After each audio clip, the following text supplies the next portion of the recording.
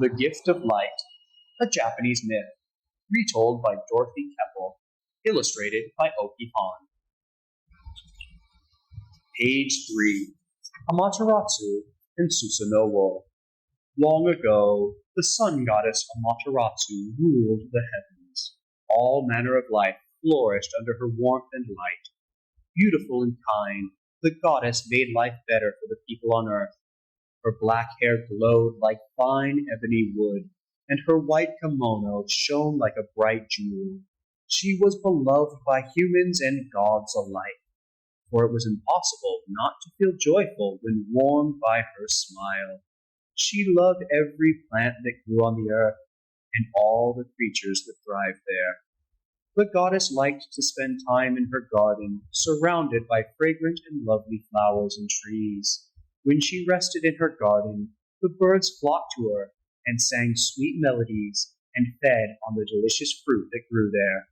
Amaterasu loved her garden more than anything in the world. Page 4. Susanoo, the storm god, was Amaterasu's brother.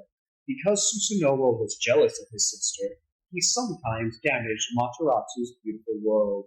He knocked the fruit off the trees and blew birds out of the sky. Amaterasu forgave him, knowing that deep in his heart he did not mean to destroy anything of hers. But she warned him never to harm her garden. Susanoo was never content to stay in one place, and he roamed constantly throughout the world. He would often go away for weeks, only to appear in a blast of rain and wind on his sister's doorstep. Amaterasu laughed at his constant roaming and at his love for adventure. "You're a mischief maker, brother," she chided him more than once. "Take care you don't cause more damage than you can fix." But Susanoo was impetuous and never took her words to heart. One day, Susanoo stopped during his travels to visit his sister. Finding no one at home, he wandered into Amaterasu's peaceful garden and waited for her in the gazebo. He felt restless and impatient there. It was too quiet for him. He was not interested in the nodding flowers or the swarms of butterflies that danced around him as he walked about. There was no action in the garden, and action was Susanoo's favorite thing. Page 5. Susanoo fingered the sword at his side as he paced back and forth. Suddenly, he was seized by a mischievous impulse and decided to test his godly powers. "I'll show everyone how powerful I am," said the storm god. As he raised his arms above his head, dark clouds packed with rain gathered over the garden. Page 6. Susanoo blasted Amaterasu's garden with a violent tempest. Winds howled and ripped tender blossoms from their stems. Trees swayed, cracked, and toppled to the ground. Delicate flowers and mosses shredded and scattered. The beautiful garden quickly became a wasteland. Susanoo stood back, surveying his work. "No one who sees this can doubt my awesome power," he gloated. "I can shape the world as I like, and no one can deter me." Then Susanoo heard a fierce cry behind him. He whirled around. There stood his sister, staring at the wreckage. Too late, Susanoo remembered Amaterasu's warning never to harm her garden. Amaterasu ran from her brother, tried to apologize, but she ignored his pleas. She heard the anguish in his voice, but she could not forgive him. Page 7. Days of Darkness. Tears blinded Amaterasu as she thought of her ruined garden. Her days became filled with anguish. Flowers and trees still bloomed on earth, but not in the special garden where she had found peace. She was reminded daily of her loss. She wandered blindly through each day, not seeing the life going on around her. All she saw in her mind's eye was a muddy, rocky wasteland, the garden her brother had destroyed. Finally, Amaterasu could no longer bear the outside world. Dazed with grief, she found refuge in a cave in the foothills nearby. The cave was dark and empty, nothing like the garden Amaterasu had loved. A silent, dark place was just what she was looking for. Rolling a gigantic boulder across the cave's entrance, Amaterasu locked herself and her sorrow in, and the rest of the world out.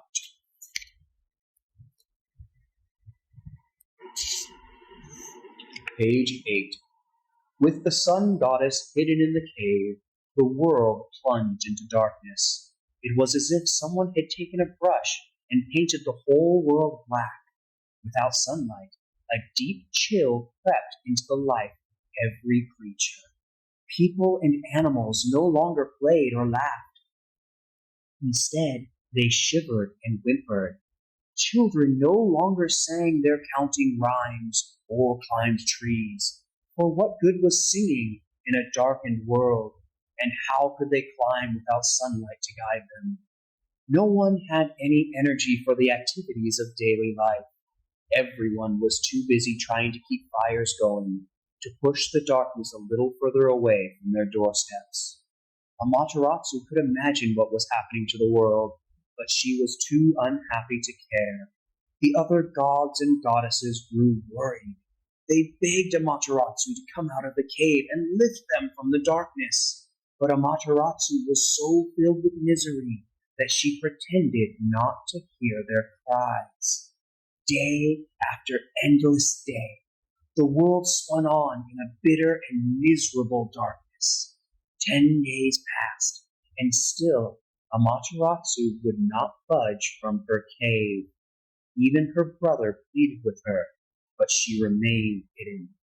Without sun to warm and brighten the earth, every living creature grew ill.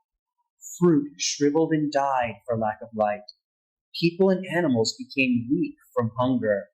The whole bright life of the world was starting to fade.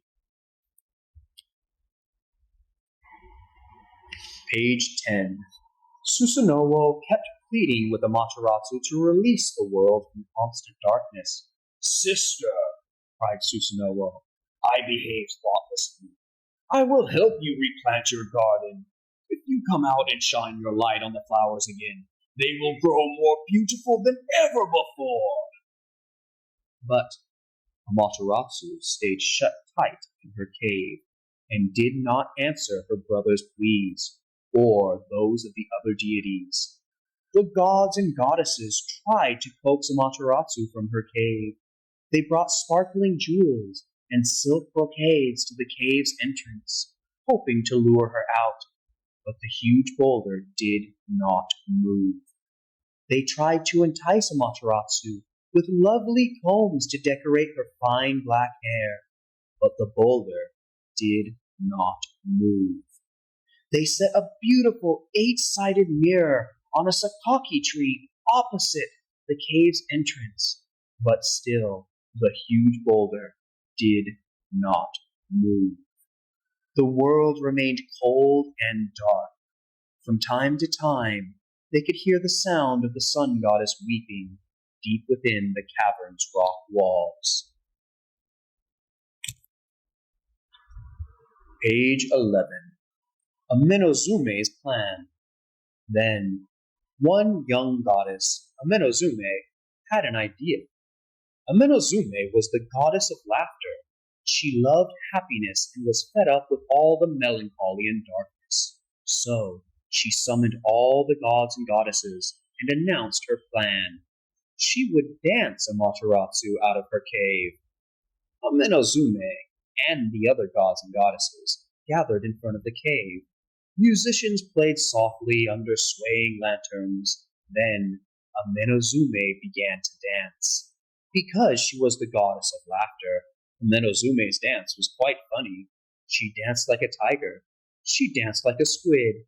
She danced like a caterpillar. And she danced like a chicken. Everyone roared with laughter. The laughter filtered into Amaterasu's cave. Page 12. At first, Amaterasu wasn't sure what she was hearing. She crept toward the cave's entrance. As the sweet music and laughter became louder, she felt suspicious. Surely it was a trick to lure her out. Or was it? How can they be so happy and have so much fun in the darkness? Amaterasu wondered.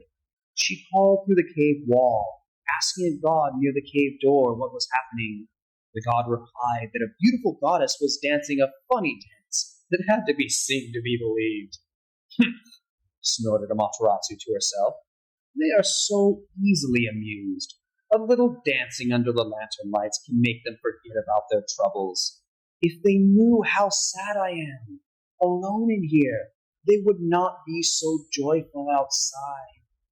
But as the music and the whoops of laughter continued to drift in through the cavern's thick rock walls, she found her lips starting to twitch into a smile. For, in truth, it was more natural for the sun goddess to be happy than unhappy, despite all her misfortunes. Sounds of merriment echoed through Amaterasu's cave. The laughter grew louder and louder. Amaterasu tried to ignore the sounds of jubilation, but her curiosity kept growing. What could the goddess be doing that brought such joy to the people?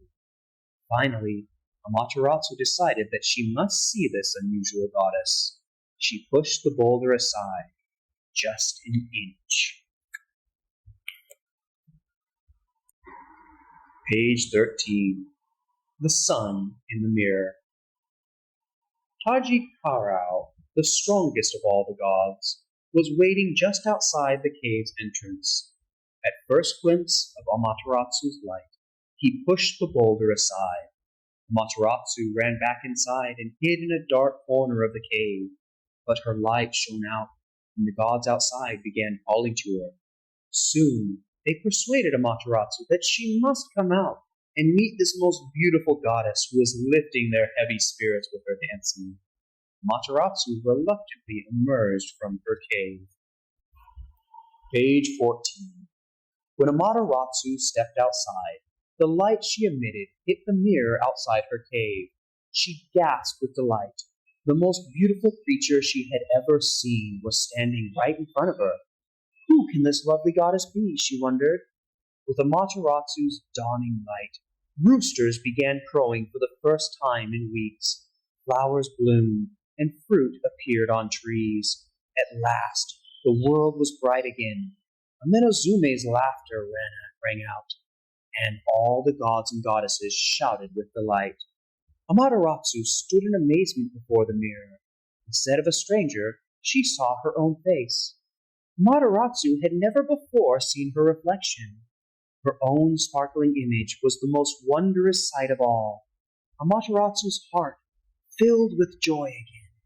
The others had given her great gift, the mirror.